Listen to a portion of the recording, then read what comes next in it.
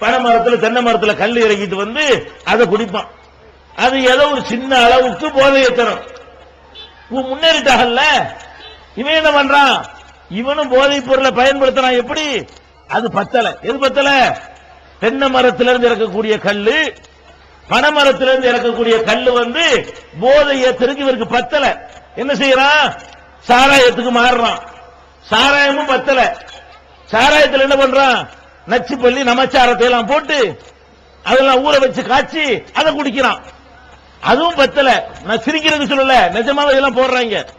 சாராயம் குடிச்சு சாவுண்டு வருத, அதெல்லாம் நச்சு பள்ளி சமாச்சாரம் தான். அதையெல்லாம் போட்டு நல்ல கிக்கு ஏறும் அப்படின்னு சொல்லி அந்த போதை அட்வான்ஸா போறாங்க. அறிவாளியில உள்ளா அந்த காலத்துல கூமுட்டை விவரமான ஆளு. விவரமான ஆளுங்கிற என்ன பண்றான்? இப்படி சாராயம் போதை பொருள் குடிக்கிறதுல கூட டெவலப் ஆகிட்டே இருக்கிறான். எப்படி டெவலப் ஆகுறான்? அதுவும் பத்த மாட்டாங்க கொஞ்ச நாளைக்கு. இந்த போதையை அப்படித்தான். முதல்ல ஒரு பெக்கு அடிப்பான், அது ஒரு மாசம் ஓடும். அப்புறம் ஒன்றை அடிச்சா தான் சரியா வரும். அது கொஞ்ச நாளைக்கு ஓடும், அப்புறமே போதை தராது. அப்புறம் என்ன செய்யணும்? 2 பெக்கு அடிக்கணும். அப்புறம் அதுவும் பத்தாது கொஞ்ச நாளைக்கு. அப்புறம் 3. அப்புறம் வயிற்றுல இடம் இருக்காத, பொருளை மாத்து, இது சரி வராது.